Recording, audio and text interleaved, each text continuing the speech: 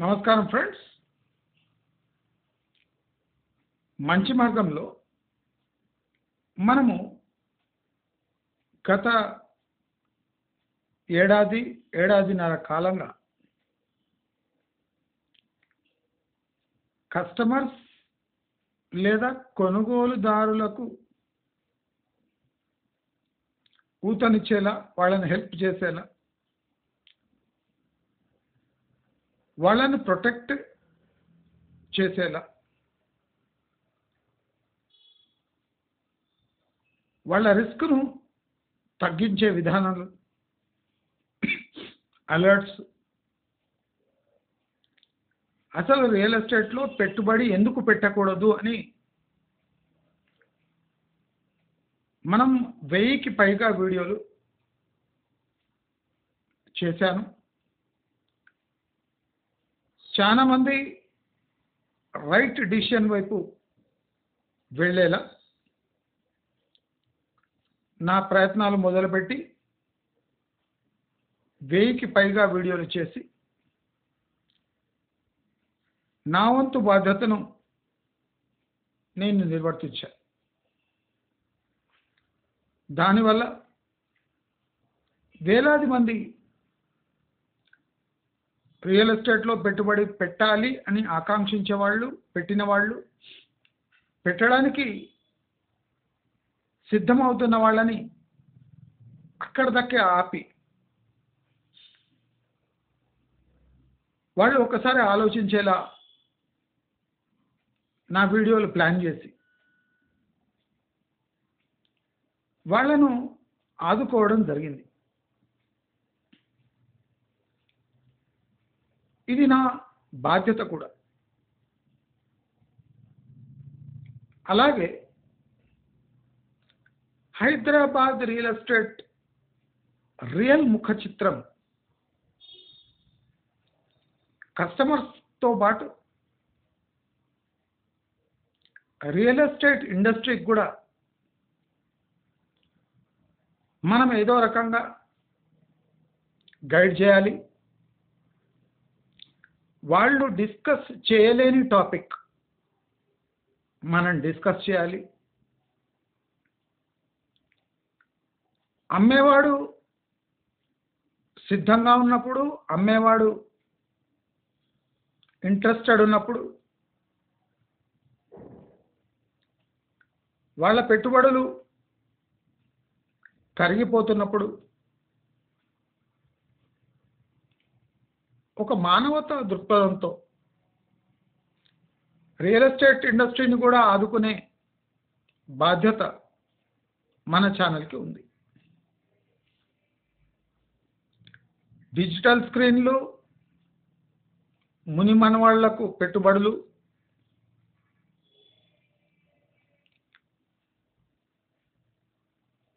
ఒక 10-15 ఏళ్ళైనాక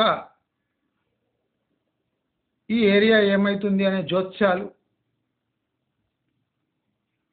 అంటే total ఇంప్రాక్టికల్గా behave చేస్తున్న ప్రస్తుత రియల్ ఎస్టేట్ సినారియాని నేను totally logical and practical real ఎస్టేట్గా మార్చే ప్రయత్నం నేను స్టార్ట్ చేయబోతున్నా. ఇదే విషయంలో నాకు తెలిసిన కొన్ని విధానాలు, అదే కాకుండా రియల్ ఎస్టేట్ ఇండస్ట్రీ తనంతకు తాను మార్పు చెంది వినియోగదారులకు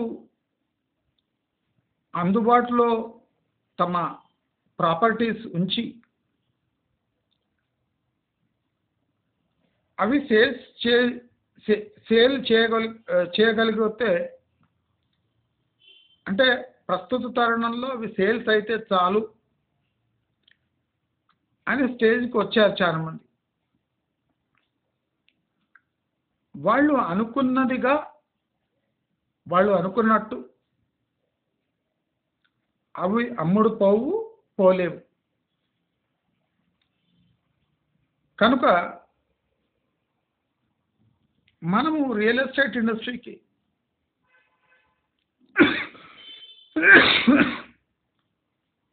ఒక ప్రాక్టికల్ గైడ్గా, ఒక ప్రాక్టికల్ మోటివేటర్గా, వాళ్ళు అమ్మగలిగింది ప్రజలు కొనగలగాలి.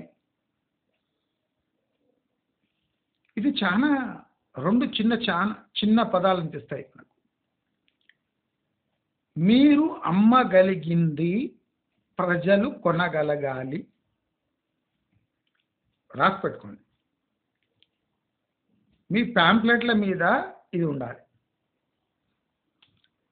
రియల్ ఎస్టేట్ వెంచర్స్ చేసేవాళ్ళు వందలాది తప్పిదాలు చేస్తారు. అది నా రాబోయే వీడియోల్లో స్పష్టంగా మీ అందరికీ తెలియజేస్తాను. మీకు తెలియదా అంటే తెలుసు, కానీ మీరు అమల్లోకి తేరు. దాని కారణాలు కూడా నేను రాబోయే వీడియోల్లో మీకు క్లియర్గా ఎక్స్ప్లెయిన్ చేస్తాను. మీరు అమ్మగలిగింది ప్రజలు కొనగలగాలి, వినియోగదారుడు కొనగలగాలి. అంటే దీని అర్థం ఏమి?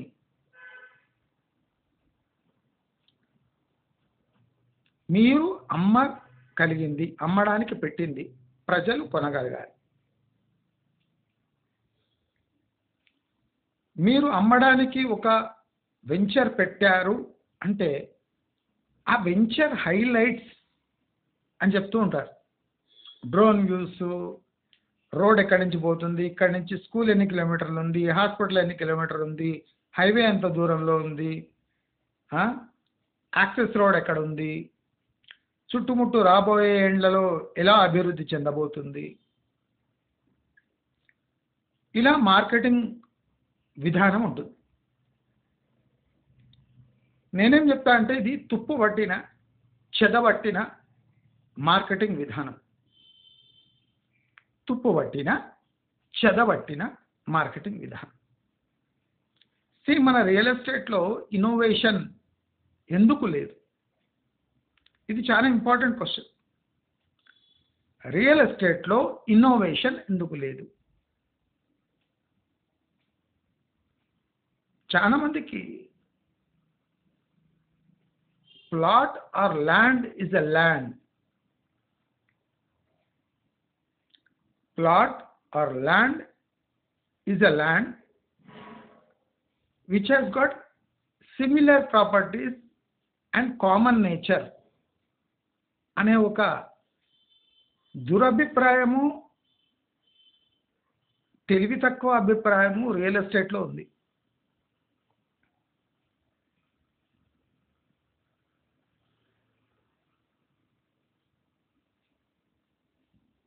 కుక్కట్పల్లిలో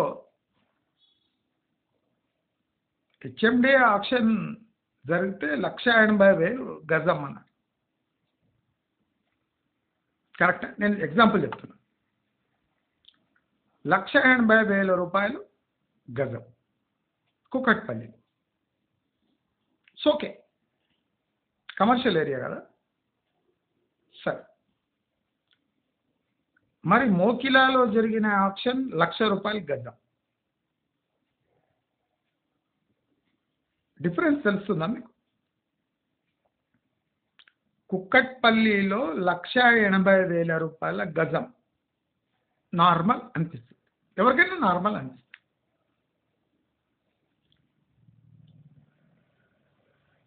మోకిలా అక్కడ 1,00,000 రూపాయల గజం. ఆ ఏరియాని చూస్తేనే అన్యాచురల్ అనిపిస్తుంది.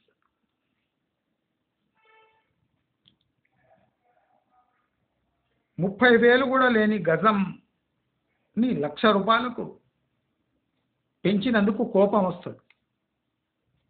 అది ఫెయిల్ అయింది కూడా. ఎందుకు ఫెయిల్ అయింది మనకు అందరికి కళ్ళ ముందు.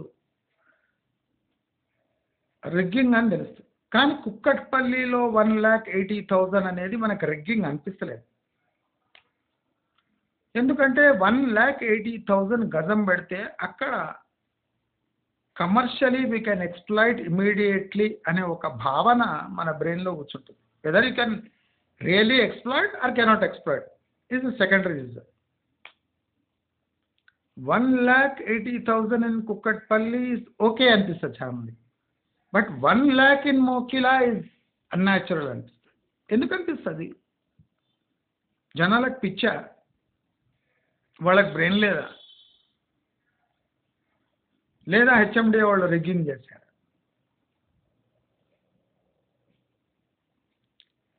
ఏదైనా ఒక ప్రాపర్టీ యొక్క వాల్యూ దాని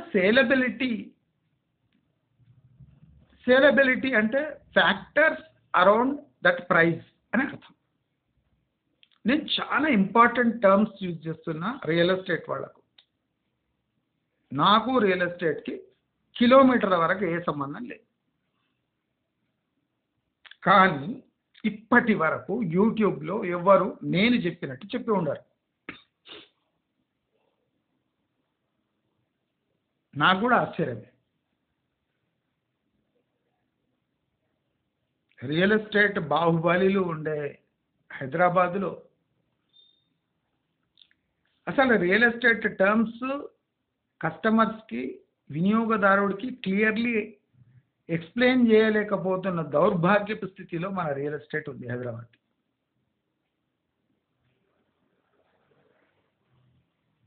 ప్రాజెక్ట్ని ఎట్లా ఎక్స్ప్లెయిన్ చేయాలి తెలియదు సన్నాసులు.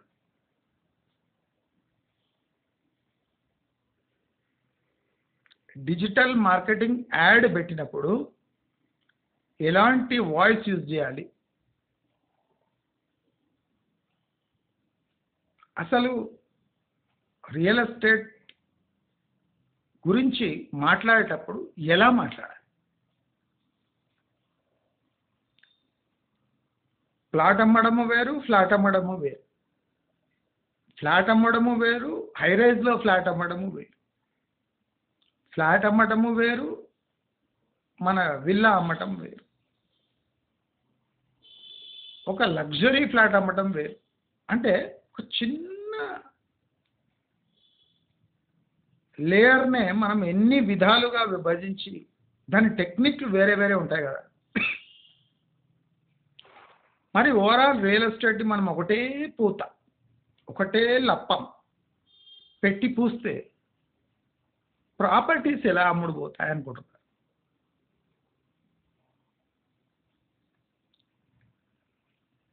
Saleability of a property depends upon నేను ఇంట్రెస్టింగ్ వేస్ చెప్తాను. The urgency of the seller. అమ్మేవాడికి అర్జెన్సీ అనే ఒక ఫ్యాక్టర్ ఉంటుంది. చాలా మంది ఇగ్నోర్ చేస్తారు. ఛాన్స్ ప్రాపర్టీస్ అంటుంది మన రియల్ ఎస్టేట్లో. ప్రతి ప్రాపర్టీ యొక్క saleability urgency of the seller plus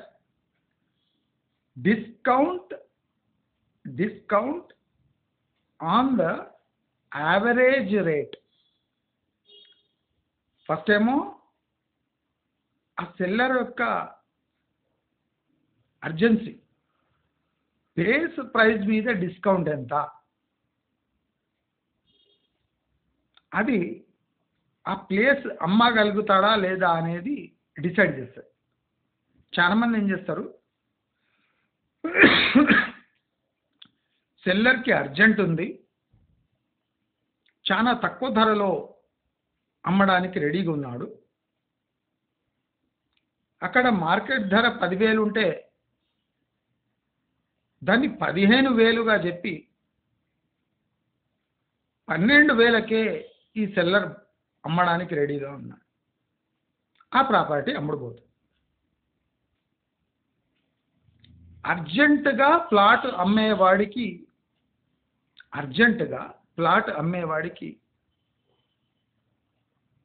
standard property rate pi discount ఇవ్వాలి కానీ ప్రీమియం రేట్ పై డిస్కౌంట్ ఇస్తే ఇక్కడ ఎవరు ఎర్రి ఎంగిలప్పలు లేరు, ఎర్రి పప్పలు ఎవరు లేరు. అంటే వీళ్ళంతా జనాలను ఎర్రి పప్పలు అనుకొని అసలు ఆ యూట్యూబ్లో యాడ్ చేయడమే వేరు, వీడియో చేయడం వేరు, వేస్తుంది.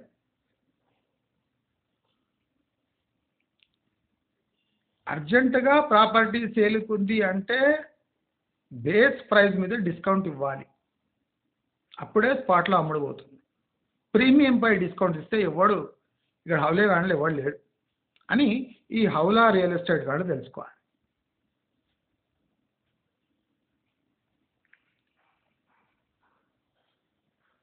ఈ పులిని చూసి నక్క వాత పెట్టుకున్నట్టు ఈ వాత పెట్టుకున్న నక్కను చూసి ఇంకో నక్కలు, అన్ని నక్కలు వాత పెట్టుకుంటుంది. ఇక్కడ పులిని చూసి నక్క వాత పెట్టుకోవడం అనే నానుడి ఇది కరెక్ట్ కాదు. ఒక పులిని చూసి ఒక నక్క వాత పెట్టుకుంది, ఆ నక్కను చూసి 100 నక్కలు అదే వాతలు పెట్టుకుంది. మరి నక్క తెలివితేటలు ఎక్కడ పోయినాయి? ఒక నక్క 100 నక్కలను చెడదొబ్బింది. ఆ నక్క వాత ఎందుకు పెట్టుకుంది అని ఏ నక్క అడగలే. ఆ మిగిలిన నక్కలని వాతలు పెట్టేసుకున్నాయి డైరెక్ట్. ఎందుకంటే ఆ నక్క వాత పెట్టుకున్నాడు, దానికి తెలివి లేదా అనుకున్నాయి ఈ నక్కలు. మొదటి నక్కకు తెలివి లేదా అనుకొని 100 నక్కలు వాతలు పెట్టుకున్నాయి.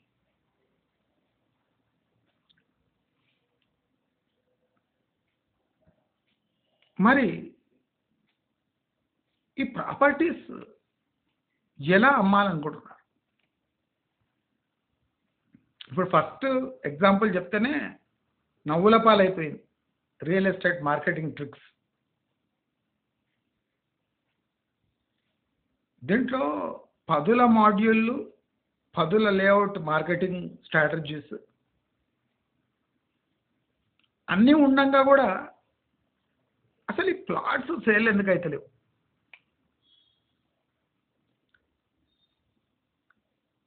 అసలు రియల్ ఎస్టేట్ ఏజెంట్స్ లేదా రియల్ ఎస్టేట్ బిల్డర్స్ అసోసియేషన్ గవర్నమెంట్కి ఏమి సూచించాలి?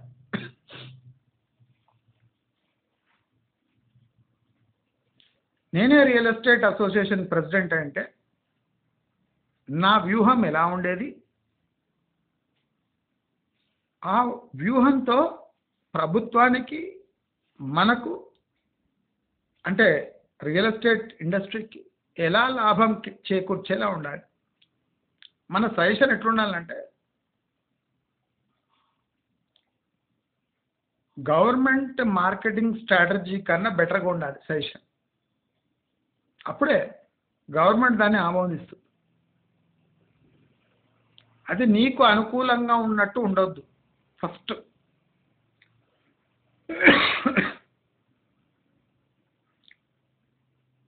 నీ బాగు కోసం నీవు ఒక స్ట్రాటజీ గవర్నమెంట్ ముందు పెడితే గవర్నమెంట్ ఎందుకు యాక్సెప్ట్ చేస్తుంది? నీవు బాగుపడితే మాకేమి అంట. అందుకోసం మీరు బాగుపడండి అనే ఒక స్ట్రాటజీ ఇవ్వాలి, దానివల్ల మనం బాగుపడాలి.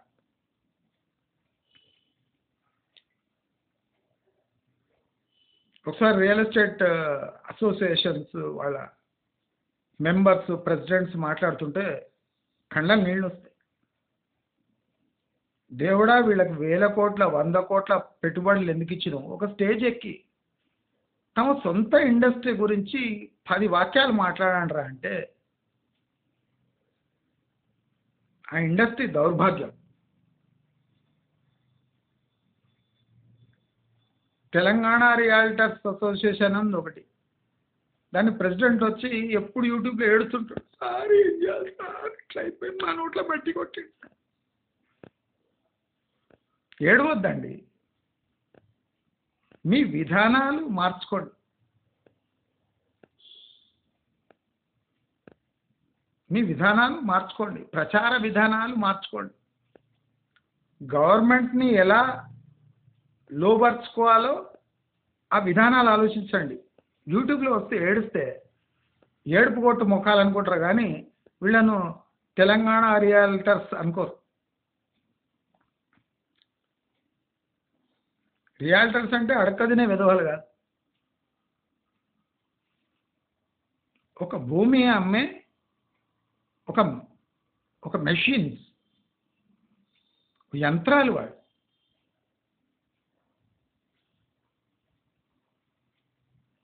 చేస్తే అతి చేయడం, లేకపోతే పూర్త కుప్పకూలడం. ఇది మన రియల్ ఎస్టేట్ ఇండస్ట్రీ యొక్క పెద్ద వీక్నెస్.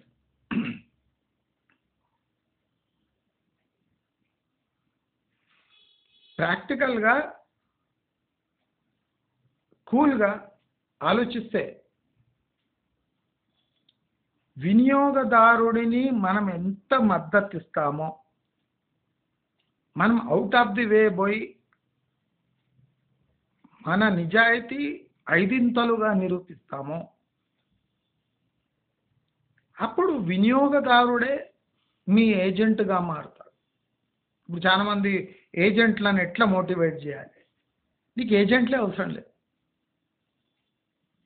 నీ సర్వీస్ ఒక కస్టమర్కి ఎట్లుండాలంటే ఆశ్చర్యపోవాలి. ఒకటే కస్టమర్ నీ దగ్గర ఒక 200 కార్డ్స్ ఉన్నాయి, నువ్వు ఒక 2-3 కస్టమర్స్కి ఎట్లా సర్వీస్ అంటే వాళ్ళు ఆశ్చర్యపోవాలి. నువ్వేం చేయకు, నీ మిగిలిన ప్లాట్లు వాళ్ళే అమ్ముతారు, కమిషన్ లేకుండా, పాంప్లెట్ లేకుండా. అంటే నీ నిజాయితీ అలా ఉండాలి, నీ ఎఫర్ట్ అలా ఉండాలి. ప్లాట్లు అమ్మే వరకే మాటి కారుతరం అనుకుంటే యు ఆర్ ఫూల్. నీ మాటకారితనంతో ఒక ప్లాట్ అమ్మగలవు, 2 అమ్మగలవు, 3 అమ్మగలవు. నీ దగ్గర 200 ప్లాట్లు ఉన్నాయి. నీవు మాటకారితనంతో ఒక ప్లాట్ అమ్మావు, అది రియల్గా అలా లేదు అంటే ఇమ్మీడియట్లీ దాని ఎఫెక్ట్ నీ లేఅవుట్పై పడుతుంది. మరెట్లా? ఏదైనా బ్యూటిఫుల్ మెథడ్ ఉండాలి కదా. మీరు గవర్నమెంట్కి ఏం సందేశం ఇవ్వాలి? ఒక రియల్ ఎస్టేట్ ఇండస్ట్రీ తన మనుగడ సాధించడానికి గవర్నమెంట్ని ఎట్లా కన్విన్స్ చేయాలి? ఎప్పుడైనా ఆలోచించారా? మీసాలు కోట్లు వేసుకొని ఏం కోట్లైనా సరిపోవాళ్ళకు. మనిషి ఒకలా ఉంటాడు, కోట్ వేసుకుంటాడు, మంచి ఫిట్టింగ్ కోట్ వేసుకోండి. కోటే అవసరం లేదు. అసలు మన తెలంగాణ రియాల్టర్స్ అంటే ఒక ధోతి కట్టుకొని పైన ఒక తెల్ల షర్ట్ వేసుకొని రావాలి సార్, ఎక్కువైతే తెల్ల ప్యాంటు చాలు. నేటివిటీ ఉట్టిపడాలి.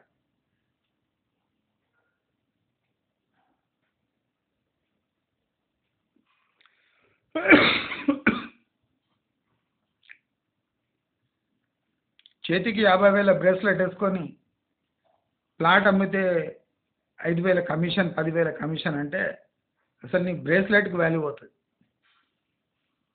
అంటే నీ వేషభూషకు నీ కమిషన్కి ఏమన్నా లింక్ ఉండాలి. నీ కార్ ఈఎంఐకి నీకు వచ్చే కమిషన్కి ఏమన్నా లింక్ ఉండాలి. నీవు కార్లో వేసే పెట్రోల్ డబ్బులకు సైట్ విజిట్కి ఏమన్నా పొంతన ఉండాలి. నేను స్లోగా రియల్ ఎస్టేట్ మంచి కోసం మాట్లాడుతున్నా.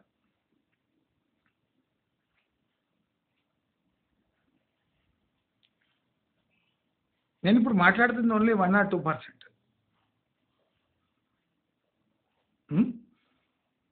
నేను ఇండస్ట్రీ కాదు, నాకు రియల్ ఎస్టేట్కి ఏ సంబంధము లేదు. మళ్ళీ చెప్తాను, ఎట్లా అమ్మాలి? ఇప్పుడు చాలామంది ఈడియట్స్ ఉన్నారు. రీజనల్ రింగ్ రోడ్ కాగానే పటాకులు కాల్చారు. ఓఆర్ఆర్ మీద ఉన్న లేఅవుట్స్కి డిమాండ్ పెరగదండి, సడన్గా డిమాండ్ మాయమవుతుంది. ఇది ఓఆర్ఆర్ దగ్గర ఉన్న లేఅవుట్స్కి ఉన్న సన్నాసులకు బోధపడతలేదు. నేను ఒక ఎగ్జాంపుల్ ఇస్తా, స్మాల్ ఎగ్జాంపుల్. అంటే ఇప్పటివరకు ఎవరు ఎగ్జాంపుల్ ఇటువంటి ఇయర్. ఎందుకు ఇయర్ అంటే వాళ్ళకు బ్రెయిన్ పనిచేయదు. ఇప్పుడు తుక్కుగూడ దగ్గర మహేశ్వరం ఉంది. ఫార్మాసిటీ అనగానే మహేశ్వరం ఏరియా కొద్దిగా డిమాండ్ పెరిగింది. ఫార్మాసిటీ రద్దు, ఫోర్త్ సిటీ అనగానే మహేశ్వరంకి డిమాండే పడిపోయింది. పెద్ద గోల్కొండ ఎగ్జిట్కి డిమాండ్ పడిపోయింది.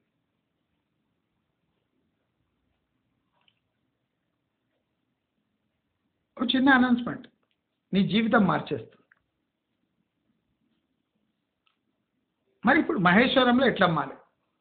పెద్ద గోల్కొండ ఎగ్జిట్ని ఏం చేయాలి? షాద్నగర్ పరిస్థితి ఏమి? ఇబ్రాహీంపట్నంలో డిమాండ్ పెరుగుతుందా? నల్గొండ హైవే 6 లేన్ అయిన తర్వాత కొనాలన్నా, దానికన్నా ముందే కొనేయచ్చా? అసలు నల్గొండ హైవేపై ఏం జరుగుతుంది మీకు తెలుసా? అసలు వరంగల్ వైపు ఎందుకు చూడాలి? ప్రస్తుత తరుణంలో వరంగల్ ఏమైనా డెవలప్ అయ్యే సూచనలు ఉన్నాయా?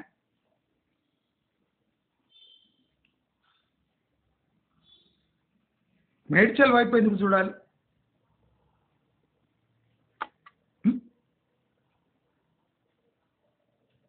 కొండ పోచమ్మ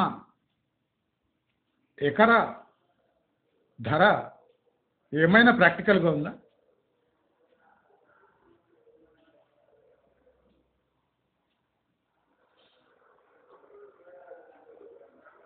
కేసీఆర్ ఉన్నంత మాత్రాన అక్కడ ఫ్రీగా ఎరువులు ఏమైనా పడుతున్నాయా మీ ల్యాండ్లో?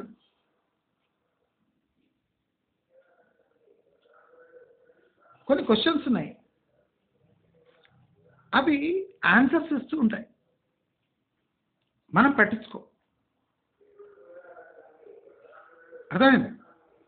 అంటే ఈ ఆటో పైలట్ మోడ్ ఉన్నాయి కదా, development will always give proper answer on an autopilot mode to the prospective developer and a buyer too.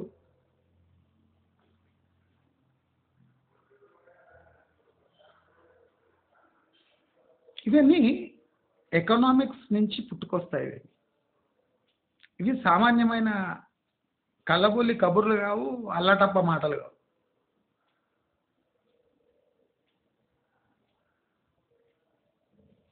Practical marketing tricks అనేవి ఈ క్రిటికల్ ఎలిమెంట్స్తోనే ముడిపడి ఉంటాయి.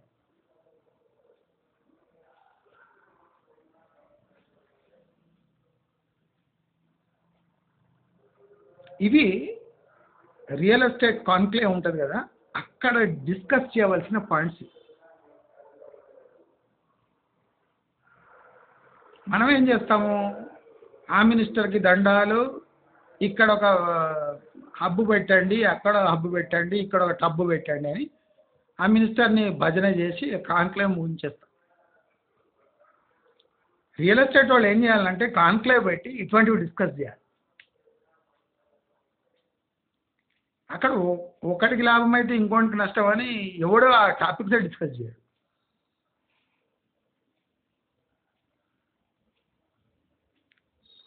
ఎందుకు చేయడు? గవర్నమెంట్ పాలసీని మనం ఇన్ఫ్లుయెన్స్ చేసేటట్టు సజెషన్స్ ఉండాలన్నా వద్దా?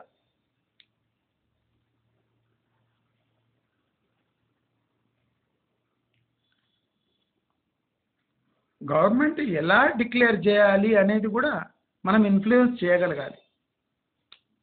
రేవంత్ రెడ్డికి ఏం తెలుసు? నేను రియల్ ఎస్టేట్ అంటాడు. ఆయన రియల్ ఎస్టేట్ అయితే చాలా జాగ్రత్తగా వ్యవహరించేది ఉండే. ఆయన రియల్ ఎస్టేట్లో ఏదో బ్రోకర్ పని చేసి ఉండేమో కానీ ప్రాక్టికల్గా రియల్ ఎస్టేట్ దిశ అని గుర్తుపట్టలేక ఫోర్త్ సిటీని డిక్లేర్ చేసేసి దాన్ని న్యూయార్క్గా మారుస్తా అంటారు. తన డబ్బులు పెట్టుకొని న్యూయార్క్లో ఒక 3 నెలలు ఉండి వస్తే ఇప్పుడు రేవంత్ రెడ్డికి న్యూయార్క్ యొక్క దశ దిశ తెలుస్తుంది.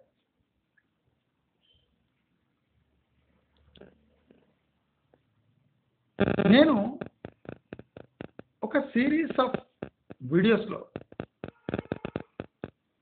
రియల్ ఎస్టేట్కి సంబంధించిన అతి critical, most critical topics discuss చేస్తారు.